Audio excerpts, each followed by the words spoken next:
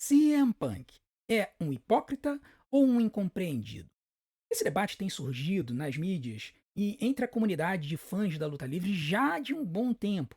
Porém, a coisa começou a alimentar uma fogueira nos fãs da luta livre por conta do que aconteceu na segunda-feira, quando John Cena desafiou o Punk para uma luta pelo campeonato da WWE na Arábia Saudita no Night of Champions. Lembrando, o Punk desafiou o Cena para uma luta pelo título, falou para ele escolher a data, sugeriu que a luta acontecesse em Phoenix, no Arizona, e aí o Cena chegou e disse: Não, a gente não vai fazer esta luta. Nos Estados Unidos você vai ter que me seguir até a Arábia Saudita para você lutar comigo. E o grande problema é que as pessoas lembraram de um tweet que o Punk fez criticando The Miz por estar indo lutar na Arábia Saudita, fazer coisas impublicáveis com o sangue, o dinheiro de sangue da Arábia Saudita. Para que a gente possa entender todo este cenário e as acusações contra o Punk, a gente vai tentar elaborar um pouco sobre o tema e nesse vídeo a gente vai tentar descobrir e tentar resolver essa situação se o CM Punk é um hipócrita ou se ele é apenas um incompreendido. Mas antes do vídeo, não deixe de fazer tudo aquilo que a gente pede para que você faça para ajudar o nosso canal. Deixe seu like, se inscreva no canal, ative o sininho para receber as notificações, deixe seu hype e assista e maratone os nossos vídeos para que o YouTube continue a divulgá-los e assim a gente possa continuar crescendo rumo a ser um dos maiores canais de luta livre em língua portuguesa do mundo. A gente conta com vocês nessa jornada. Então agora venha para esse debate que eu tenho certeza que todo mundo tem uma opinião. CM Punk é um hipócrita? Vamos descobrir agora. Fala galera, tudo beleza? Meu nome é André, eu sou fã de luta livre há mais de 30 anos e sim, eu tenho acompanhado as discussões que têm surgido lá fora e aqui no Brasil sobre CM Punk, se ele é um hipócrita ou não. E essas discussões, elas surgiram aqui no Brasil por meio de um vídeo do Match, aonde ele elencou uma postagem lá na gringa falando sobre hipocrisias do Punk ao longo da sua jornada. Além disso, o Zezo hoje publicou um vídeo reagindo ao vídeo do Matt sobre essas hipocrisias. E aí eu resolvi trazer a minha opinião sobre o assunto, porque é preciso que a gente entenda que esse é um assunto extremamente delicado, mas que existem pontos muito válidos a respeito disso. Uma coisa que eu quero deixar bem claro desde o começo é que eu sou um fã de CM Punk. Eu acompanho o Punk desde o início dele na ICW, lá em 2006. E antes disso, eu já tinha visto uma ou outra luta dele na Ring of Honor. Às vezes eu conseguia baixar alguns episódios na época, então sabia da qualidade dele dentro do ringue. Quando ele estreia na WWE e ele começa a surgir, o Punk ele foi um tipo de lutador que contrastava muito com o estilo de luta que estava sendo empurrado na época pela WWE para os seus fãs, principalmente com base nos estilos de luta de John Cena e Batista, que eram lutadores muito mais pra galera, mas que tecnicamente às vezes pecavam um pouco. O Batista tinha até um pouquinho mais de variedade de golpes do que o Cena, mas não era assim essas coisas. E a gente estava passando pela época do Super Cena, que era um desastre. Ele não perdia pra ninguém, ou quando ele perdia, ele ganhava depois.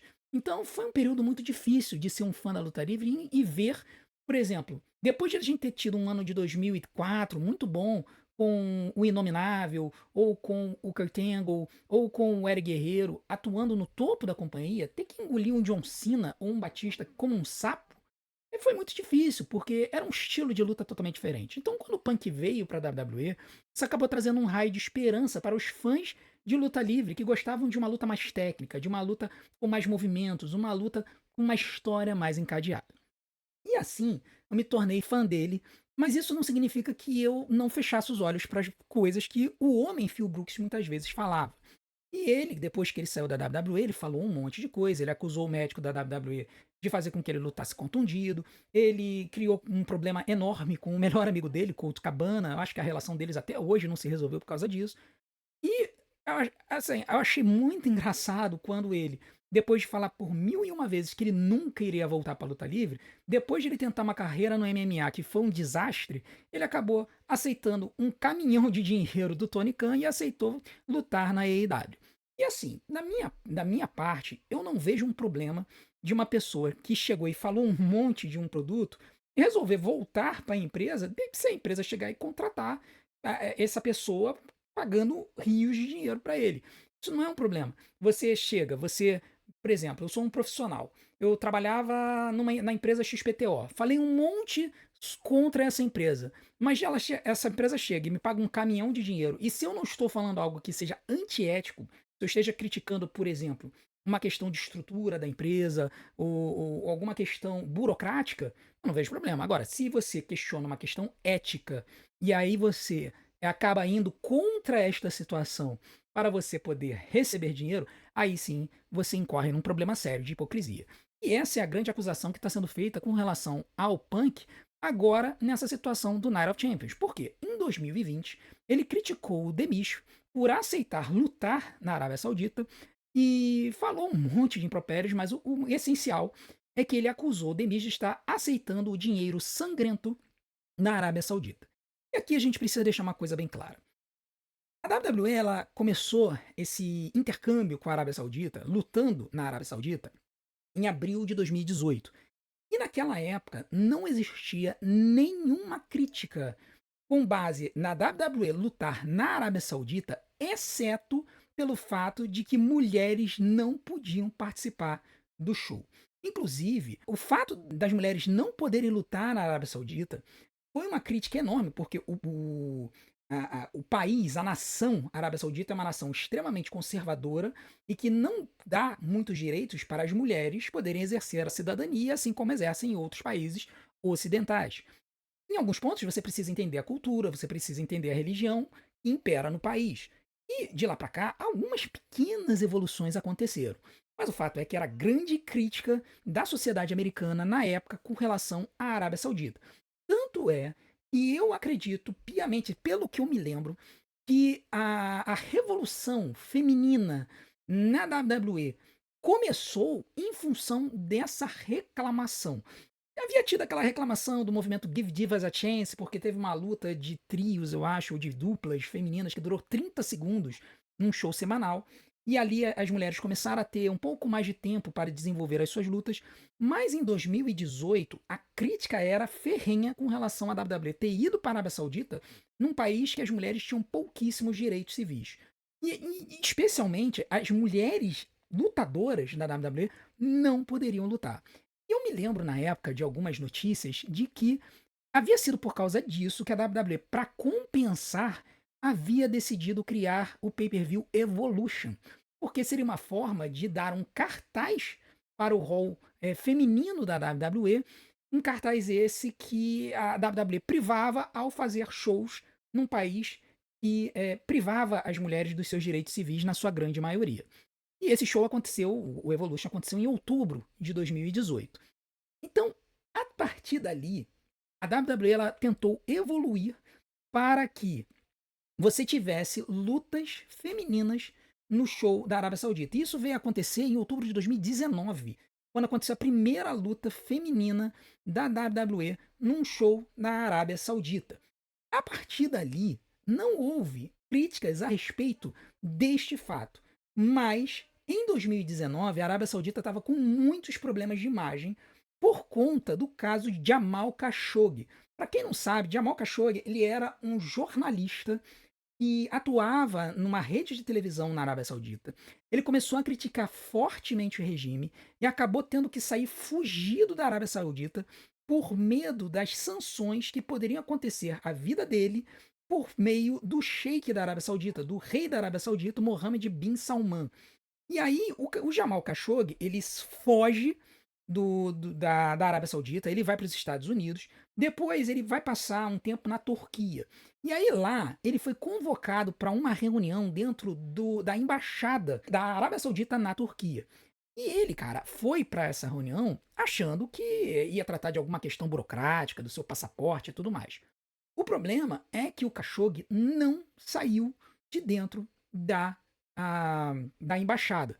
E aí começaram a ter muitas acusações de que o Khashoggi teria sido assassinado dentro da embaixada. Depois da Arábia Saudita negar durante muito tempo, por volta de 2019, se não me engano, eles disseram que o Khashoggi teria morrido numa briga dentro da embaixada. E essa acusação, essa questão, o sumiço e a morte do Khashoggi, é que fez com que houvesse uma montanha de críticas sobre a WWE por ainda aceitar fazer shows neste país que quando você tinha alguém que falava alguma coisa qualquer contra o regime, a pessoa ela era executada, como foi o caso do Jamal Khashoggi. E o caso do Jamal Khashoggi, na verdade, ele foi apenas a ponta do iceberg de muitas acusações que a Anistia Internacional fazia com relação ao regime da Arábia Saudita, mas que não vazavam porque eram de pessoas dali daquela região, daquela nacionalidade. Não davam cartaz, não dava mídia. Só quando um jornalista acabou passando por isso é que a mídia internacional pegou a notícia e acabou explodindo. Só que o Vince McMahon, que era o dono da WWE na época, ele não aceitava quebrar esse vínculo com a Arábia Saudita, porque afinal de contas os sauditas vinham com um caminhão de dinheiro. Por quê? Porque quando você tem um regime que é muito autoritário, seja por que motivo for, uma das formas de você conseguir controlar as massas é dando diversão para elas. Então, quando você dá diversão para as massas, você consegue fazer com que elas esqueçam dos seus problemas. Era o que acontecia na Roma Antiga, quando os imperadores eles sabiam que a melhor forma de controlar as massas, de forma a dominá-las no seu regime, era dar pão e circo, ou seja, comida e diversão. Então, é, a WWE ela ignorou completamente essa situação e continuou aceitando fazer shows na Arábia Saudita. Ao longo do tempo, as críticas com relação ao regime da Arábia Saudita arrefeceram. A questão das lutadoras não poderem lutar na Arábia Saudita morreu a partir do momento que a Arábia aceitou que mulheres lutassem na região, lutassem naquele país, ainda que completamente cobertas. As lutadoras elas vão com uma roupa que cobre do pescoço até o punho e até o tornozelo. Até aí tudo bem, uma questão cultural, naquela cultura as mulheres não podem se expor, você está indo fazer um show, você aceita esta condição. Aí é uma questão se a WWE deveria ou não aceitar esta condição. A questão é que esta crítica a WWE fazer shows naquele país diminuiu. Então nunca mais se falou com relação a isso. E com relação às questões humanitárias, a verdade é que o caso Jamal Khashoggi caiu no esquecimento. Ninguém nunca mais falou sobre o caso. Então, como a situação caiu no esquecimento, e a questão das mulheres foi resolvida, ninguém nunca mais criticou o fato da WWE fazer shows na Arábia Saudita. Então você não houve críticas no ano passado, no ano retrasado, sobre a WWE estar insistindo em voltar para a Arábia Saudita. O máximo que se fala é a WWE está indo para a Arábia Saudita porque a Arábia Saudita dá um caminhão de dinheiro e a WWE aceita porque é uma empresa e está visando o lucro. Aí você pode criticar o fato da WWE ser mercenária. Ela está indo atrás de locais que dão dinheiro para ela. Ok. Da onde vem o dinheiro da Arábia Saudita? É da exploração do petróleo. Isso é um fato. A Arábia Saudita é o país que mais tem petróleo no seu subsolo, conhecido no mundo. Existem países que se desconfia que possuam jazidas muito grandes de petróleo que talvez rivalizassem com a Arábia Saudita, um deles o próprio Brasil. Só que as jazidas de petróleo do Brasil estão em alto mar e é muito difícil de ser extraído, ao contrário da Arábia Saudita que está em terra. Então, o fato é que a Arábia Saudita tem um caminhão de dinheiro, e não só ela, outros países do Oriente Médio também têm, mas como ela tem essa política de querer dar diversão para o seu povo, então eles vão e pagam rios de dinheiro para que a WWE volte lá. E foi por causa disso que, por exemplo, a gente teve aquela luta desastrosa entre o Undertaker e o Kane versus o Triple H e o Shawn Michaels. Foi por causa disso que a gente teve lá o Greatest Royal Rumble, que foi um Royal Rumble com 50 lutadores. E a única coisa que nos faz lembrar desse troço ridículo é o escorregão que o Titus O'Neil deu, que caiu debaixo do ringue, e o fato de que o Braun Strowman ganhou esse troço e não é reconhecido como um vencedor de Royal Rumble, mas ganhou um cinturão verde esquisitésimo por ter conquistado essa luta, ter sido vencedor dessa luta. O fato é que quando a gente analisa a questão toda, a gente precisa entender que você pode aceitar ou não ir, que a companhia vá para a Arábia Saudita como algo reprovável ou não. Porém, o que agrava a situação é a postura do CM Punk quando fez uma crítica ao The Miz, falando que aquele era dinheiro sangrento. A grande questão aqui é, se o CM Punk disse que isso é um dinheiro sangrento, e os lutadores têm a opção de ir ou não, a gente sabe que o Sami Zayn e o Kevin Owens não aceitaram ir para o primeiro show na Arábia Saudita, porque a Arábia Saudita e a Síria estavam em conflito e o Sami Zayn, ele tem ascendência síria, então o Punk também teria esta opção. Ele poderia escolher chegar agora e dizer: eu não quero ir para a Arábia Saudita porque eu acho que o dinheiro que é pago pela Arábia Saudita é dinheiro de sangue. Então, se ele tem a mesma opinião lá atrás, ele deveria ter agora. Mas não. A verdade é que o que a gente percebe é que o CM Punk tentou lacrar lá atrás. E agora ele tá pagando o preço do que ele falou. É aquele negócio, como dizem, o peixe morre pela boca. Então, o CM Punk querendo lacrar contra o Miz e contra a WWE lá atrás, por causa da situação que a WWE estava fazendo de fazer os shows lá, agora está sendo um hipócrita por aceitar essa luta na Arábia Saudita. E aqui uma coisa a gente tem que deixar bem clara. Apesar de, na personagem, quem ofereceu a luta para o CM Punk foi o John Cena, foi o Cena que disse: olha, Punk, você quer que eu escolha uma das minhas 18 últimas datas para você me enfrentar? Beleza, eu escolho a Arábia Saudita. A verdade é que por trás da história tem uma situação em que a companhia chegou para o Punk, chegou para o Cena e disse: olha, os árabes ofereceram uma fortuna para que a gente faça a luta entre vocês que a gente estava planejando no Night of Champions na Arábia, em vez de, por exemplo, fazer no SummerSlam, que seria o mais lógico. Era para onde todo mundo estava achando que essa luta iria acontecer. Né? A grande maioria da comunidade de influenciadores achava que a luta entre CM Punk e John Cena iria acontecer no SummerSlam, e não agora.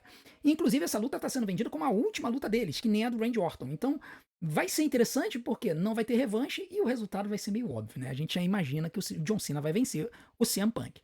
Mas a verdade é que o fato de essa luta acontecer lá é porque o Punk aceitou. Ele poderia recusar? Poderia. Qualquer lutador hoje ele pode chegar e dizer: eu não vou para a Arábia Saudita por minhas consciências, né, que eu tenho e eu entendo que eu não devo estar lá. Mas a verdade é que o Punk aceitou e por isso a gente sim pode considerar que ele é um hipócrita, porque lá atrás ele resolveu lacrar pra cima do Demis. Então, das duas, uma. Ou ele foi hipócrita lá atrás, ou ele tá sendo hipócrita agora. Agora, com relação ao CM Punk e a promo dele, e aí a personagem dele ser hipócrita, porque ele agora ele está se vendendo como sendo o cara que fala pro público, como o cara que não está agindo pela companhia, mas vai tirar o título do Cena pelo público. Aqui a gente tem que fazer algumas considerações. Neste caso, nesta história, eu não entendo que a persona do CM Punk está sendo hipócrita. A persona do Punk, na minha opinião, não mudou. Por quê? Desde que o Punk entrou na companhia, no começo, ele era um mocinho e agia apenas lutando e falando contra os vilões. O momento em que o Punk começa a ser a voz dos sem voz, na verdade, é na fase heel dele, antes da Pipe Bomb, quando ele começa a agir falando verdades sobre os lutadores que ele estava enfrentando. Verdades essas que a comunidade da internet enxergava. Ou seja, o CM Punk, na verdade, foi o primeiro vilão que falava verdades na história da WWE. Esse tipo de vilão que a gente está vendo tanto hoje com o Gunther, com o próprio John Cena, o Randy Orton um pouco como face, mas outros que a gente de vez em quando vê soltando essas verdades, jogando na cara algumas situações. Seth Rollins fez isso. Esse tipo de pessoa que chega como vilão e fala a verdade, a gente viu Paul Heyman também mandando isso recentemente, a gente já viu o Solo Sikoa fazendo isso. Esse tipo de vilão começou lá atrás com o CM Punk. O CM Punk foi o primeiro. E aí é que estava a questão. Por ser tão inovadora este tipo de persona, como o CM Punk estava falando verdades a respeito do seu oponente, principalmente na fase que ele enfrentou o John Cena, o público em casa, que detestava o Cena, nunca gostou do Cena, e via através do Cena, da sua personagem, da sua limitação no ringue, chegou e falou: esse cara me representa, porque ele tá falando exatamente o que eu penso. Então, o que a gente precisa entender aqui é que o Punk, ele acabou organicamente se tornando face, se tornando a voz dos sem voz, porque na verdade ele antes estava agindo como vilão, falando verdades e jogando verdades na cara dos mocinhos. Então, quando a gente analisa isso e a gente traz isso para a persona dele hoje, a gente não tem como criticar o Punk por ele não estar fazendo isso, pelo menos por enquanto. Mas se a gente voltar pro Punk antes da WrestleMania, as promos dele, ele falou muitas verdades. Tanto pro Roman quanto pro Seth. A gente falava isso, caraca, eu só tô ouvindo verdades do CM Punk. Eu só tô ouvindo verdades do CM Punk. A persona dele, e não quer saber se tá ao vivo ou tá gravado, vai chegar no microfone e vai falar um monte de verdades que ultrapassam a kayfabe, que muitas vezes vão se ligar com o que a gente pensa, ainda existe. E aí você pode estar falando assim, poxa, mas então o CM Punk, ele, para manter a lógica, e esse foi um argumento do Zezo, para ele manter a lógica, ele precisava ter atacado o Jey Uso, porque o Jey Uso era atacado pela comunidade da WWE, a comunidade de fãs da luta livre de fora. Só que a questão é que não faria sentido pro CM Punk criticar o Jey Uso, porque os dois hoje são faces. Os dois hoje são mocinhos. Se o Punk fosse vilão e tivesse numa feud contra o Jey Uso, não tenham dúvida que o CM Punk ia lascar o cacete no Jey Uso. Por quê? Porque esse é o jeito dele de fazer as suas entrevistas, ou como a gente gosta de falar aqui no Brasil, de promar. Então, o Punk faria isso. E aí a questão é, qual seria o melhor equivalente para o Punk hoje com esta persona? Seria ele, na verdade, atacar o Cena agora, do mesmo jeito que o Corey atacou o Cena antes da WrestleMania. Se vocês se lembrarem daquelas batalhas de promos antes da WrestleMania, tanto o Cena falou um monte de verdades sobre o Corey, como o Corey falou um monte de verdades para o Cena, chegando ao ponto de falar que o Cena não sabia lutar, que era o grito que todo mundo entoava nas arenas quando o Cena lutava, You Can't Wrestle. Então o Corey, ele na feud com o Cena, ele adotou o estilo de promos do CM Punk, que é um estilo de promos que está sendo muito utilizado nessa nova fase da WWE sob a égide do Triple H. Vilões e algumas vezes mocinhos que misturam um pouco a kayfabe com a realidade e jogam na cara dos lutadores um monte de verdades que nós que somos da comunidade de fãs de luta livre da internet, a gente adora, a gente fala assim, meu Deus, mas é isso mesmo, eu sempre falei isso, é isso mesmo, ele me representa, tal. É isso. Então, a lógica do Punk não seria criticar o Jey Uso. Os dois são faces. A lógica do Punk hoje seria criticar o Cena, porque apesar de vilão, o Cena ainda é o escolhido da WWE, porque ele vai fazer uma tour de despedida até dezembro e basicamente todo mundo sabe que o título vai ficar com o Cena até dezembro. E aí o Punk nessa hora é que ele deveria chegar, e eu acredito que ele vai fazer isso ainda, chegar e dizer um monte de verdades na cara do John Cena. Bom, essa é a minha opinião sobre a persona do CM Punk. Eu tenho certeza que muitos de vocês vão ter as suas opiniões a respeito dele. Com relação à pessoa do Phil Brooks, cara, não tem muito o que defender. Especialmente sobre ter aceito essa luta na Arábia Saudita, com base no que ele expôs lá atrás, e aí é um problema que ele acabou morrendo pela boca. Ele postou o tweet, depois ele deletou, mas a galera foi lá, printou e salvou. Cara, ele tá sendo hipócrita. Se ele tinha algum problema lá atrás com essa história do dinheiro de sangue da Arábia Saudita, ele agora jamais poderia aceitar lutar na Arábia. Agora, se ele lá atrás falou aquilo só pra lacrar pra cima do Miz e nunca acreditou nisso, então ele foi hipócrita lá atrás, porque criticou o Miz sabendo que ele faria a mesma coisa se tivesse a oportunidade, sendo que ele não estava tendo essa oportunidade ainda. Eu não vou nem falar sobre a questão do MJF, sobre ele ter falado que o MJF iria sair da AEW, iria para a WWE, ia fazer um main event qualquer e depois ia voltar para a AEW e o Punk continuaria lá. Que a verdade seja dita, que naquela época o Punk nem imaginava ser possível e imaginável que ele um dia voltasse para a WWE. Aliás, ninguém imaginava isso. Eu acho que ninguém imaginava isso, ele não imaginava isso, nem mesmo o pessoal da WWE imaginava isso, porque o que veio acontecer depois, quando ele teve um problema lá com o Jack Perry e acabou sendo demitido da AEW, apenas gerou uma situação em que ele acabou ficando disponível. Aí, meu irmão, o que a WWE fez foi basicamente o seguinte: vou jogar o verde, o não eu já tenho. Foram propor lá pro CM Punk voltar. O Triple H ele é uma pessoa muito pragmática, ele não guarda muitos rancores, ao contrário do Vince. Assim, sob o Vince, o Punk jamais teria voltado. Agora, sob a égide do Triple H, ele chega e vence as suas barreiras que ele tinha com o Punk. O Punk criticou muito o Triple H no passado, vale lembrar isso. Ele acusou o Triple H de ter se casado com a Stephanie para poder subir na empresa. E o Triple H abstraiu disso e pensou: o que é melhor para os negócios? Ter o CM Punk na WWE.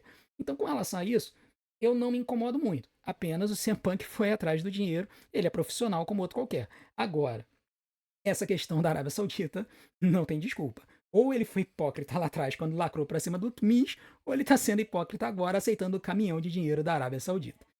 Essa é a minha opinião e os meus 2 centavos, como os americanos dizem, sobre o CM Punk. Agora, eu vou até fechar meus olhos, eu quero ver o que vocês têm a dizer aqui. Por favor, não me xinguem, mas essa é a minha opinião. Por favor, coloquem as opiniões de vocês com toda calma, carinho e educação, e eu vou ter o maior prazer de ouvir, concordar ou discordar. Mas vocês sabem que aqui no nosso canal a gente tem espaço para amplo debate e discordância, e eu, assim, com a gente mantendo o respeito, a gente vai sempre agir na melhor paz e tranquilidade. Beleza? Então deixe seu comentário aqui, eu quero saber a sua opinião. E continue a apoiar o nosso canal. Tempo de sessão de vídeo é o que mais alavanca o algoritmo do YouTube a divulgar nosso canal. Por isso eu vou deixar alguns vídeos na tela aqui para vocês maratonarem e eu espero que vocês venham nos ajudar assistindo esses vídeos. A gente se vê do outro lado, um grande abraço, até a próxima.